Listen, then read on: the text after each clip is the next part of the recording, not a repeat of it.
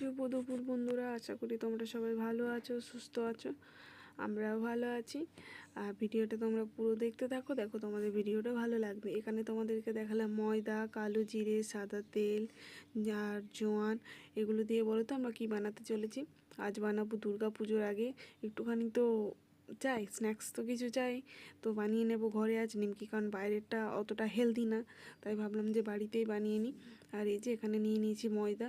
তো ময়দা না আমি প্রথমে অনেকটা রেখে দিয়েছিলাম, তারপর শুধু একটুখানি রেখেছি শুধুমাত্র বেলার জন্য, মানে ওই ময়দা সরি নিমকিটা বেলার জন্য যে ময়দাটা লাগে সেইটুকুনি রেখেছি, আর বেশি রাখিনি। আর এখানে দিয়ে দিয়েছি জোয়ান, কালো জিরে আর লবণ। এটাকে ভালোভাবে মিক্স করে তারপরে এর মধ্যে তেল দেব, মানে ময়ানের জন্য। ময়ানটা যত ভালো হবে নিমকি তত খাস্তা হয়। তো এগুলো মিক্স করে এর মধ্যে দেখো তেল দিয়ে দিচ্ছি, ওই 5-6 চামচ মতো তেল দিয়ে দিয়েছি। একদম প্যাকেট থেকে ডাইরেক্ট দিয়েছি, আমি মেপে দিইনি, তোমরাও আন্দাজ করে দিয়ে নেবে। তোমাদেরকে দেখিয়ে দেবো ময়ানটা কখন হবে, তোমরা বুঝবে কীভাবে, সেটাও তোমাদেরকে দেখিয়ে নিচ্ছি। আর এখানে দেখতে পাচ্ছ ছোট্ট ছোট হাত পা দুটো কী করছে, সব সময় কিছু না কিছু করা চাই ওর। আর এই নিয়ে দেখো আমার ময়ানটা হয়ে গেছে, হাতের মধ্যে নিলেই মন্ড হয়ে যাবে, তখনই বুঝতে পারবে যে এটা ময়ানটা হয়ে গেছে। তো এর মধ্যে এবারে জল দিয়ে ভালোভাবে আটা যেমনভাবে মাখো সেভাবে মেখে নেবো, কারণ আটা খুব নরম মাখবো না, খুব শক্তও না, যাতে আমাদের বেলতে সুবিধা হয় সেরকম। তো একদম আটার তালের মতো করে মেখে নিচ্ছি। তো চলো তোমরা ভিডিওটা দেখতে থাকো, আশা করি তোমাদের ভালো লাগবে।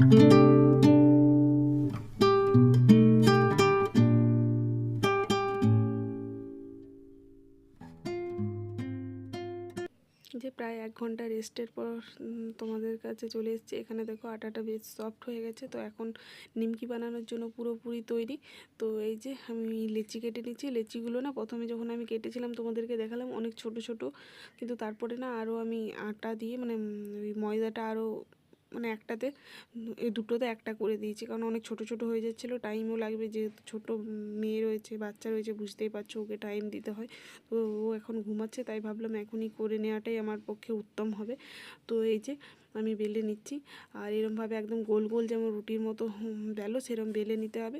এরপর ছুরি দিয়ে কেটে তারপর তেল গরম করে ভেজে নিলেই তোমাদের একদম খাস্তা নিমকি রেডি হয়ে যাবে। তো এদিকে দেখো আমি কাটতেও চলে এসেছি। তো চলো কেটে নিই, তারপর তোমাদেরকে দেখাচ্ছি।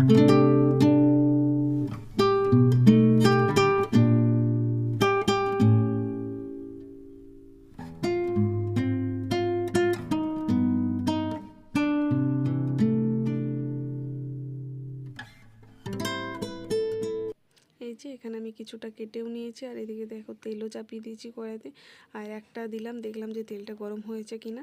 তো এই যে অল্প অল্প করে দিয়ে নিচ্ছি, কারণ প্রথমবার দিচ্ছি তো একটুখানি কমই দিলাম। আর এই যে একদম ভেসে উঠেছে, তেলে দেওয়ার মাত্রকে আর ফুলে উঠছে দেখো। তো একদম কালারটা চেঞ্জ হয়ে যখন আসবে, একটু লাল লাল হয়ে আসবে, তখনই তুলে নিলেই ভালো, কারণ বেশি ভাজতে গেলে আবার তেতো হয়ে যাবে, পুড়ে যাবে। তো এই যে আমি এখন তুলে নিচ্ছি, আর একদম খড়খড়ে খাস্তা হয়েছিল নিমকিগুলো। তো ভিডিওটা অন করে তো আর সবটা করা সম্ভব নয়, তাই তোমাদের ভিডিওর পরে দেখো দেখাচ্ছি। এই যে প্রথমে এতগুলো বেরিয়েছে, আর দেখো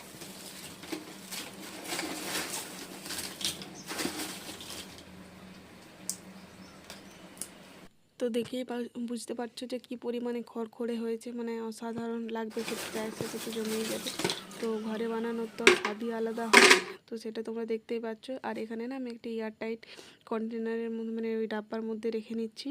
তো এতে হাওয়া ঢুকে গেলে আবার নরম হয়ে যাবে, তাই এরকম একটা কৌটোর মধ্যে রেখে দিয়েছি। তো চলো আজকের মতো এটা